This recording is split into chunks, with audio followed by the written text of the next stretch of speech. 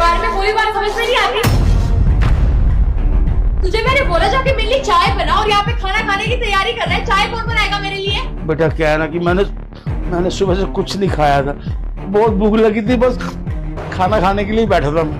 पूरे दिन ठूसने का ही काम करना है तुझे? एक काम बोले मैं जाके चाय बना दे मेरे लिए, तुझसे वो भी नहीं हो रहा है। बैठे बैठे बस रोटी तुड़वा लो बस, अब जाकर मेरी चाय। ठीक है। ओ ये जो कचरा भी खेरा है वो कौन खाएगा? कि तेरा बाप उठाएगा कि या मैं उठाऊं? उठाते दूसरी चाय बना के लेके आई है, चला।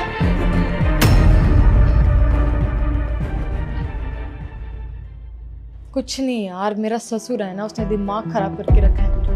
एक काम करने को बोलती हूँ वो काम होता ही नहीं है, पूरा दिन बैठे बैठे आराम करता रहता है। एक काम बोल दूं तो सो बहाने उसके शुरू हो जाते हैं। अभी भी चाय बनाने को बोला है महाराज को, अभी भी चाय लेके नहीं आया। 15 मिनट हो गए चाय बनाते हुए। अब तू बता, एक कप चाय बनाने में 15 मिनट लगता है? अभी बता बुड्ढे, चाय कब तक बनेगी?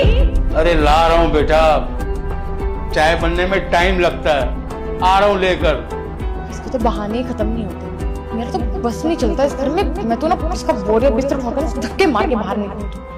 दिमाग खराब कर रखा है सच में, मुसीबत है, बोझ है मेरे साथ।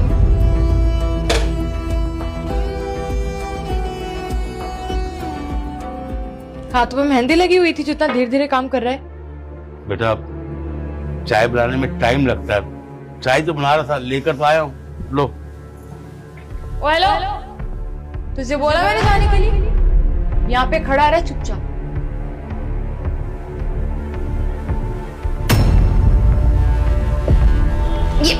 ये चाय बनाई है तूने? है ये क्या बनाई है?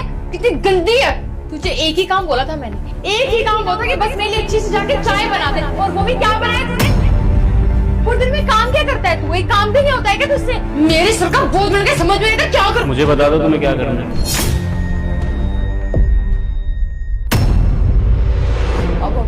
मैं बस पापा जी को यही बोल रही थी कि अब चाय ढंग से बनानी चाहिए। वो मैं झाड़ू पोछा लगा रही थी ना, तो पापा जी काम नहीं कर रहे थे, तो मैंने सोचा कि मैं इनको चाय बनाने के लिए बोल दूं। तो बस चाय बनाने के बारे में बता रही थी मैंने। शायद मेरी बात तुम्हें समझ में नहीं आ रही कि मैं क्या पूछ रहा हूँ। मुझे बता दो तुम्हारे मन में क्या है, क्या करना चाहती है मेरे पापा के साथ। और मेरे सामने सफाई देने की जरूरत नहीं है। मैं प्यार से इसलिए बात कर रहा हूँ क्योंकि एक टाइम पे तुमसे प्यार किया था मैंने, विश्वास किया था।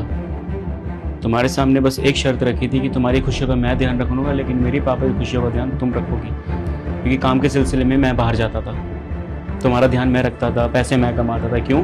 क्योंकि मैं नहीं चाहता था कि कल को एक लड़की घर में आए और वो किसी भी चीज़ों को स्ट्रगल करे, किसी भी चीज़ों के स्ट्रगल को फेस करना पड़े, है ना। इसलिए बाहर जाके मेहनत करता था। अगर मैं तुम्हारी खुशियों का ध्यान रख सकता तो एक छोटी सी शर्त नहीं मानी गई। मेरे पापा के साथ ये सब किया तुमने। अभी थोड़ी देर पहले मैं भी आया था, जब लात मारकर तुमने मेरे पापा को इसी जमीन पे फेंका था ना, जो उनका खाना बिखरा हुआ था, सब देखा मैंने। चाहता तो उस समय तुम्हें पलट के थप्पड़ मार सकता था, लेकिन मुझे उस समय कुछ समझ में नहीं आया कि चल क्या रहा है। जो लड़की घर में मेरे सामने ये दिखाती है कि अपने परिवार को बहुत ज्यादा प्यार करती हूँ, तुम्हारे पापा को बहुत ज्यादा मानती हूँ मैं, जिसका अच्छे से ध्यान रखती हूँ, मेरे पीठ पीछे ये सब चल रहा है। आज तो ऑफिस की जल्दी छुट्टी हो गई थी, इसी वजह से घर जल्दी आया कि अपनी फैमिली के साथ में बाहर रेस्टोरेंट में खाना खाने जाऊंगा। लेकिन शायद मुझे कुछ और ही देखना था, और भगवान दिखाना चाहता था मुझे, ये दिखाना चाहता था कि किसी पे ब्लाइंड ट्रस्ट नहीं करना चाहिए, किसी पे इतना विश्वास नहीं करना चाहिए, किसी से इतना प्यार नहीं करना चाहिए, क्योंकि वो धोखा जरूर देता है। महक, मुझे बस ये जानना है कि तुमने ऐसा किया क्या बिगाड़े मेरे पापा ने? हाँ तो कुछ गलत नहीं किया मैंने। तुम्हारे पापा यही डिजर्व करते हैं, पूरे दिन घर में पड़े रहते हैं, कोई काम नहीं करते। और वैसे भी आज तक किया है क्या इन्होंने तुम्हारे लिए? ये घर भी तुमने अपने पैसों से बनवाया है, वरना अगर इनके भरोसे रहते ना, आज तक किराए के घर में भटक रहे होते हैं। अब जब तुमने इतना कुछ किया ही है, उसके बाद इनको कोई हक नहीं बनता यहाँ पे रहने का, तब भी रह रहे हैं ना, तो यहाँ पे रह रहे हैं तो यहाँ पे काम करना पड़ेगा, और मैं तो काम करवाऊंगी। बेटा पापा बस, अब आपकी नहीं सुनूंगा मैं। आपके सामने कितनी बदतमीजी से बात कर रही है, वो भी किसके खिलाफ? मेरे पापा के खिलाफ।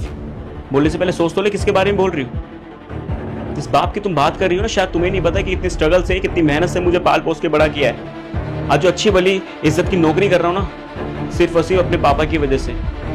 तुम्हें याद है शायद वो पता भी नहीं होगा, क्योंकि मैंने स्टोरी बताई नहीं है, क्योंकि तुमने कभी जानने की कोशिश नहीं करी कि मेरी लाइफ की स्टोरी क्या रही है। लेकिन आज मैं बताऊंगा। तुम जिसकी इतनी बेइज्जती कर रही हो, जिसके बारे में इतना बुरा भला बोल रही हो, उस इंसान से मैंने बचपन में एक जिद कर ली थी कि मुझे ये खिलौना चाहिए। लेकिन उस समय मेरे पापा स्ट्रगल कर रहे थे, उन पे शायद पैसे होंगे कि नहीं होंगे मुझे नहीं पता, लेकिन मैंने बोला था कि खिलौना चाहिए मुझे। मेरे पापा ने पता नहीं कहां से जुगाड़ करे पैसों का, और शाम में वो खिलौना मेरे सामने था, मेरे नजरों के सामने था। ये सिर्फ और सिर्फ एक बाप कर सकता है, एक माँ कर सकती है। जब माँ मुझे बचपन में छोड़ के चली गई थी ना, तब मुझे समझ भी नहीं थी कि माँ क्या होती है। लेकिन जब धीरे धीरे बड़ा हुआ, जब स्कूल गया, तब पता चला कि माँ भी कोई चीज होती है। लेकिन इन्होंने मुझे कभी वो कमी महसूस नहीं होने दी। माँ बन के, बाप बनकर, दोनों बनकर मुझे पाला पोसा, और आज अपने पैरों पे खड़ा हूं तो सिर्फ इनकी वजह से। और तुम मुझे सिखाती हो कि मेरे घर में कौन रहेगा कौन नहीं रहेगा, हैं? कल की आई औरत मेरा घर बिगाड़ेगी। मैं जितना मैं प्यार करता हूं उससे ज्यादा कहीं बदतमीज हूं अपने पापा के लिए। अगर उन पे उंगली उठेगी तो शायद मैं सामने वाली औरत की इज्जत भी नहीं करूंगा। आज तक किसी औरत के ऊपर हाथ उठाना दूर की बात, मैंने कभी ऊंची आवाज में बात तक नहीं करी, क्योंकि मेरे पापा ने वो संस्कार मुझे कभी दिए ही नहीं है। लेकिन आज वो मुझे करना पड़ा। ज्यादा बकवास बातें मुझे करनी नहीं तुमसे, क्योंकि तुम एक घटिया औरत हो। आज के बाद मेरे घर में रहने की जरूरत नहीं। अपने माँ बाप से जाके बोल देना कि इस घर से मुझे निकाला गया है। क्यों? रीजन तुम्हारे सामने। अगर तुम्हें नहीं बताया जाएगा तो शायद मैं बताने आ जाऊंगा, लेकिन आज के बाद इस घर में तुम नहीं रहोगे। निकलो यहाँ से। राजा, आई एम सॉरी। पापा जी, आई एम सॉरी। मुझे ऐसा बर्ताव नहीं करना चाहिए था आपके साथ। आई प्रॉमिस आज के बाद दोबारा ऐसी हरकत नहीं होगी। पापा जी से अच्छे से बात करूंगी, मैं कभी बदतमीजी नहीं करूंगी, ना इनके ऊपर चिल्लाऊंगी। नहीं पापा, इस बार इसे माफ नहीं करूंगा मैं। अगर मुझ पे किया होता ना तो शायद माफ कर देता, लेकिन आपके ऊपर उंगली उठे मुझे वो पसंद नहीं है। मैं बहुत प्यार से बोल रहा हूँ, निकल जाओ मेरे घर से। निकलो।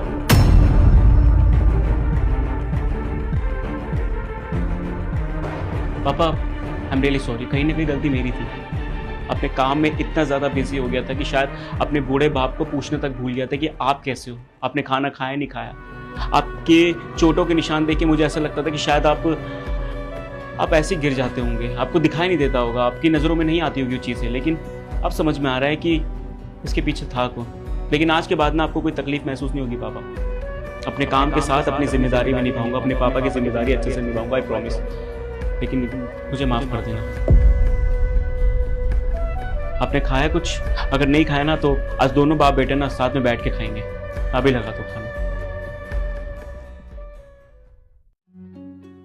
नमस्ते भाभी जी।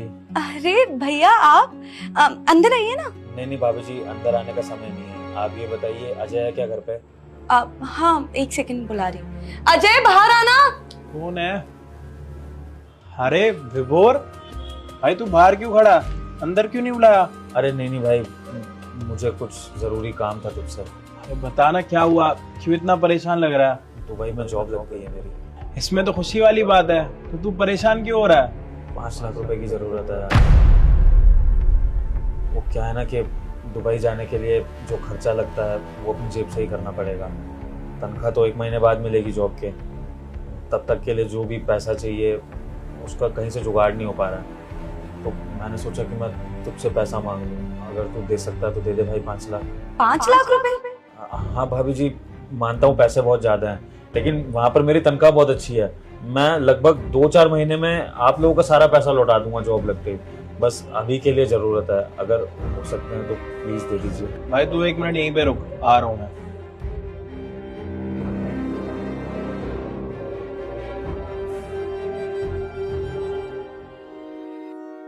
ये ले पूरे 5 लाख रुपए। भाई तू सच में 5 लाख रुपए दे रहा है मुझे? भाई तूने इतनी मेहनत करी है, बचपन से अभी तक इसी चीज के लिए तूने पढ़ाई करी है। आज अगर तेरा वो सपना पूरा हो रहा है और अगर बीच में पैसा आ रहा है तो ये पैसा मेरा किस काम का? पकड़। भाई मैं बता नहीं सकता तूने मेरी कितनी बड़ी मदद कर दी है। तेरा बहुत बहुत शुक्रिया भाई। कोई दिक्कत नहीं। अब अंदर आएगा या नहीं आएगा? देख भाई, अभी मुझे बहुत सारी तैयारियां करनी है जाने की। मैं तुझसे जल्दी मिलूंगा। फिलहाल मैं जाने की तैयारी करता हूँ और वो पासपोर्ट के ऑफिस भी जाना था तो वहाँ भी हो जाता हूँ। ठीक है भाभी जी, मैं जल्दी मिलता हूँ। नमस्ते। चल ठीक है, दुबई जाके भूल मत जाइए, फोन पर बात करता रहियो। ठीक है भाई। अजय, पागल हो गए हो तुम? 5 लाख रुपए तुमने दे दिए? पागल हो? सेविंग थी वो हमारी, हमारे काम आती। और तुम्हारा ये दोस्त आया, तुमने उसको दे दिए पैसे। क्या हो गया, दोस्ती तो है, और अभी उसको जरूरत है पैसों की, दुबई जा रहा है वो। अजय, मुझे सब कुछ पता है, पर इसका मतलब ये थोड़ी है इतने सारे पैसे दे दोगे। अब अगर उसने वापस नहीं दिए तो? मैं सच बोलूं तो मुझे तो ऐसे ही लग रहा है कि अब पैसे गए पानी में, नहीं देगा वो पैसे। क्यों इतनी परेशान हो रही हो? अरे वो मेरा बचपन का दोस्त है, साथ खेले, सारी चीजें करी, और उसका सपना था दुबई जाने का, और सेविंग्स रखी थी तो मैंने दे दी। ऐसा ही तो है, दोबारा कमा लेंगे। हमारा बुरा वक्त क्यों आएगा यार, इतना मत सोचो। तुम यही करते रहना, करो सबकी मदद। मैं सच बोल रही हूँ, जब तुम्हें जरूरत होगी ना तो तुम्हारा कोई दोस्त तुम्हारी मदद नहीं करेगा। जा रही हूँ मैं। अरे मेरे दोस्त ऐसे नहीं है, भगवान ना करे कभी मेरा बुरा वक्त आएगा ना तो मेरे साथ खड़े रहेंगे, मदद करेंगे मेरी। पागल।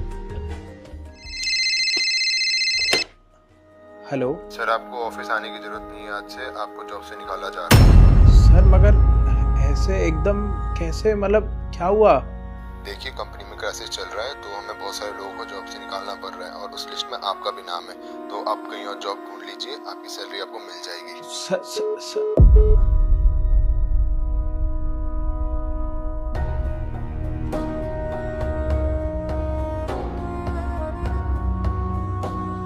क्या हुआ अजय, सब ठीक है ना?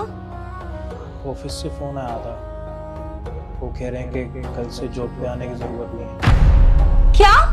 जॉब से निकाल दिया? अरे अब क्या करेंगे हम? जो सारी सेविंग थी वो तुमने अपने दोस्त को दे दी, अब पैसे भी नहीं है, घर कैसे चलेगा, क्या करेंगे? शिट, क्या सोचा है तुमने अब? यार मेरा अपना दिमाग काम नहीं कर रहा, एकदम से पता नहीं क्या हो गया, समझ नहीं आ रहा कुछ भी मुझे। अच्छा रुको, एक काम करो, तुम ना अपने वो दुबई वाले दोस्त को कॉल करो। तुमने उसकी मदद करी थी ना बुरे समय पे, अब वो भी तुम्हारी मदद करेगा, लगवाएगा कहीं नौकरी। कॉल करो और उसको बोलो कि तुम्हारे पैसे दे। करो।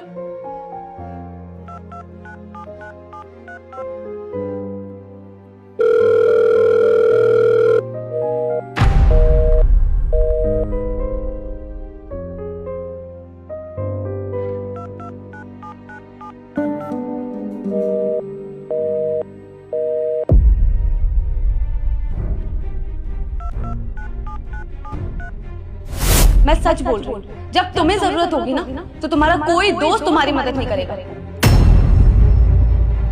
क्या हुआ, नहीं उठाना ना फोन? मुझे पता ही था नहीं उठाएगा। अरे उसका मैसेज आ गया, वो मीटिंग में इस टाइम पर तो बात नहीं कर सकता। ये लो, मीटिंग में है, यही बोलेगा वो। तब समझाया था मैंने तुम्हें, ये लोग ऐसे ही करते हैं, पैसे ले जाते हैं फिर कोई मदद नहीं करता, और तुमने मेरी बिल्कुल भी नहीं सुनी। अब बैठे रहना ऐसे ही, पता नहीं घर कैसे चलेगा, कैसे क्या करेंगे, मुझे तुमसे बात ही नहीं करनी, जा रही हूं मैं।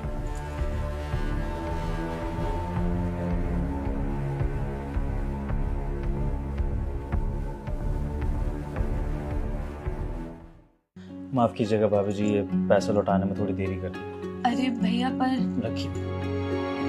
अजय,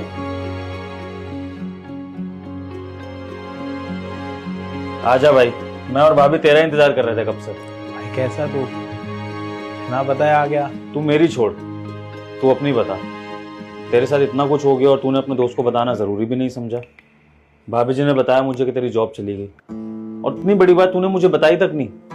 हाँ, ये हो सकता है कि मैंने फोन ना उठाया हो, लेकिन इंसान मैसेज करके तो बता सकता है ना। मैं तुझसे बात करता, लेकिन नहीं, दोस्त को इतनी बड़ी बात बताने का कोई मतलब ही नहीं है। हमेशा रिस्पॉन्सिबल रही हो। अरे भाई रहने देना, इतने दिनों के बाद आया, और वैसे भी किसी से क्या ही उम्मीद लगानी, और वैसे भी मैंने अपना टर्म इंश्योरेंस तो करवा ही रखा था। Term insurance? भाभी जी, आप समझ रही हैं क्या कहना चाह रहा है? इसने टर्म इंश्योरेंस ले रखा था क्योंकि ये अपने साथ कुछ करने वाला था, ताकि वो टर्म इंश्योरेंस का पैसा आपको मिल जाए। ये तू पागल है यार, कोई अपनी जान देने के लिए भी ऐसे सोच सकता है? वो तो अच्छा है कि मैं यहां पर आ गया, वरना पता नहीं तू ये कदम उठा चुका होता। कितना बेवकूफ है यार, क्यों इतनी टेंशन लेता है? तेरा दोस्त है ना तेरे साथ। ये देख, तेरा सीवी भिजवाया था मैंने अपनी कंपनी में, और मैं अब इंडिया शिफ्ट हो रहा हूं। मेरी दुबई वाली कंपनी की ब्रांच यहाँ पर है, तो मेरा भी ट्रांसफर यहीं पर हो गया। और मैंने तेरी जॉब की भी बात कर ली है, तेरा सीवी आगे भेज दिया है, और जैसे रिवर्ट आएगा तेरी भी जॉब लग जाएगी। अब बोल, हो गई ना ये प्रॉब्लम सॉल्व? खामखा सोचता रहता है यार तू। भाई मैंने एक दो बार कोशिश करी थी तेरे से बात करने के लिए, शायद तू उस टाइम पे बिजी था। और तूने फिर सोच लिया होगा कि आजकल के दोस्तों की तरह ये दोस्त भी तेरा रिप्लाई नहीं करेगा, क्योंकि शायद मैं आगे बढ़ गया, तेरे से मदद लेके भाग गया, है ना? लेकिन नहीं भाई, सारे दोस्त एक जैसे नहीं होते, और मेरे जैसा इंसान बचपन के दोस्त की बहुत वैल्यू करता है। तुझे अपने सगे भाई से भी बढ़कर माना है मैंने, और जब तूने मेरी उस टाइम पे हेल्प करी जब मेरे लिए कोई नहीं खड़ा था, तो फिर तू कैसे सोच सकता है भाई कि तेरी मुसीबत में मैं तेरे काम नहीं आऊंगा? तू बोल के तो देखता भाई, तेरे लिए तो मैं अपनी ये जॉब छोड़ दूंगा, और तूने सोच लिया कि मैं तेरा साथ नहीं दूंगा, मैं तुझे समझूंगा नहीं। ऐसा कभी नहीं हो सकता। ख्याल तो अपने आप आ गए थे। उसके बाद मैंने बहुत बारी ट्राई करा, अलग अलग कंपनियों में जाके इंटरव्यू के लिए, हर जगह से रिजेक्शन ही आ रहा था। मेरे को लगा कि शायद जिंदगी ने शायद यहीं ब्रेक ले लिया, तो इसलिए। देख भाई, एक बात याद रख, अच्छे लोगों के साथ भगवान कभी बुरा नहीं होने देते। हाँ, परीक्षा होती है, लेकिन अंत में सब भला हो जाता है। और जब हम दोनों एक दूसरे के इतने अच्छे दोस्त हैं, सच्चे दोस्त हैं हम दोनों, तो फिर एक दूसरे का हाथ बटाएंगे ना एक दूसरे की मुसीबत में। तब मेरा बुरा टाइम था, तूने हाथ बटाया था, आज तेरे पे बीती तो मैं आ गया। ऐसी तो जिंदगी चलती है ना भाई दोस्तों की। अब इस तरह से कभी दोबारा परेशान मत होइए, और कोई गलत कदम उठाने की तो सोच भी मत लियो, समझा? चल अब गले लगा दो उसको।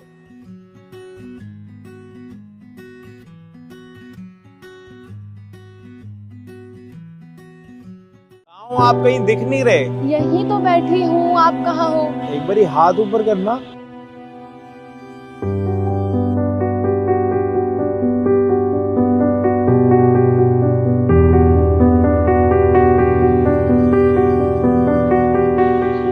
वैष्णवी, अजय? यार अजय, हम कब तक ऐसी बातों पे लड़ते रहेंगे जिसका हमारे पास कोई सॉल्यूशन नहीं है? तुम बताओ क्या चाहती हो तुम मुझसे? तुम अच्छे से जानते हो अजय कि मैं तुमसे क्या चाहती हूँ। यार मैं घर वालों को जाके कैसे बोलूं कि मुझे इसके साथ शादी करनी है? तुम्हारे सामने कितनी बारी ट्राई करके बैठा हूँ कि मेरा बिजनेस सक्सेस हो जाए, जिसमें भी हाथ डालता हूँ सब में लॉस हो रहा है। तो घर वालों को जाके बोलूंगा, वो क्या बोलेंगे? खुद को चलाने के पैसे हैं नहीं, किसी और की जिम्मेदारी ले रहा है। थोड़ा टाइम दो यार, तुम्हारे सामने सब कुछ कर रहा हूँ, ये नहीं कि तुमसे कुछ नहीं छुपा हुआ, सब कुछ तुम्हारे सामने है। थोड़ा टाइम तो दे सकती हो ना मुझे? देखा, फिर से घूम फिर के बात वहीं आके अटक गई ना। क्या चाहते हो तुम अजय? तुम मेरे साथ रहना भी चाहते हो, अपने घर वालों को बताना भी नहीं चाहते, मुझसे शादी भी नहीं करना चाहते। मैं कुछ समझ नहीं पा रही हूँ कि तुम आखिर चाहते क्या हो। ऐसे तो नहीं चल पाएगा अजय, बिल्कुल भी नहीं चल पाएगा ऐसे। तुम क्या चाहती हो मुझसे? मेरी शादी की उम्र हो रही है, मेरे घर वाले मुझे शादी के लिए फोर्स कर रहे हैं। क्या करूं मैं? जिनके साथ वो रिश्ता तय करते हैं उनके साथ कर लूं जाके शादी? तुम ओके हो इसमें? तुम्हें पता है मैं तुमसे कितना प्यार करता हूँ। तुम्हारे बिना रहना ना मेरे लिए इम्पॉसिबल ही है। आज तक मैंने सिर्फ जितना भी रहूं ना टाइम सिर्फ तुम्हारे साथ रहूं। इस टाइम पर अगर तुम मुझे छोड़ के जाओगी तो तुम्हें पता है कि मैं कितनी बड़ी प्रॉब्लम में आ जाऊंगा। ऐसी बातें मत करो ना, बैठ के कुछ ना कुछ मैनेज करते हैं, चीजें सॉर्ट आउट करने की कोशिश करते हैं ना। कितना मनाऊं अजय, कितना मनाऊं? 2-3 साल से मना ही रही हूँ, अब और नहीं मना सकती मैं उनको।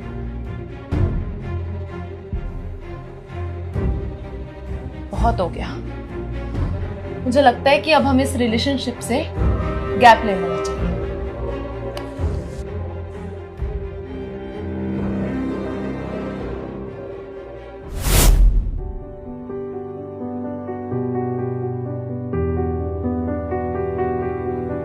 अजय, अब कुछ बोलना नहीं है क्या? तुम marriage.com पर क्या कर रही हो? और चेतना कौन है?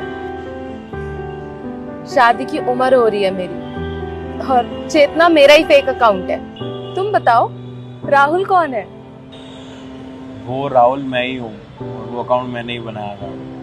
एक्चुअली क्या है ना, जब से तुम मुझे छोड़ के गई ना, तो बहुत बारी मैंने ट्राई करी कि अलग अलग लोगों से कनेक्ट होने की, उनसे बात करने की, बट वो चीज़ कभी हो ही नहीं पाई। फिर मैंने सोचा कि शादी की उम्र तो हो ही रही है, फिर मैंने अपनी एक फेक आईडी बनाई और राहुल आपके सामने बैठा हुआ। वैसे अजय, तुमने अब तक शादी नहीं की, क्या कर रहे थे इतने टाइम से? Nice question. तुम्हें पता है वैष्णवी कि मैं तुझसे कितना प्यार करता था, मतलब अभी भी करता हूँ, और मुझे लगता है कि शायद मैं हमेशा करता रहूँ। और हम दोनों की हमेशा की लड़ाई किस चीज़ के ऊपर होती थी कि मैं अपने घर वालों को नहीं बता सकता था। इस टाइम पे मैं सेटल्ड नहीं था, घर वालों को बताता तो 100 ख्याल मेरे दिमाग में चलते थे। पहले वो बोलते खुद सेटल हो जा, मैं मिलवाने के लिए लेके जाऊँ वो मना ना कर दे, बहुत सारी चीज़ें, और मैं तुम्हें खोना नहीं चाहता। और फिर हम दोनों अलग हुए, लेकिन मैं तब भी ना तुमसे ही प्यार करता रहा। बहुत सारे लोगों से बात करी, लेकिन कभी वो वाली वाइब आई नहीं जो तुमसे आती है, जो अभी आ रही है। और उसके बाद मैंने एक फेक अकाउंट बनाया, और आज देखो हम दोनों साथ बैठे हैं बिछड़ने के बाद। वो कहावत तो तुमने सुनी ही होगी, अगर कोई किसी को दिल से चाहे ना तो पूरी कायनात जुड़ जाती है उन दोनों को आपस में मिलवाने के लिए। तो मुझे लग रहा है कि कायनात भी यही चाहती थी, हम दोनों का मिलना दोबारा से। और एक बात और, डू यू मैरी मी?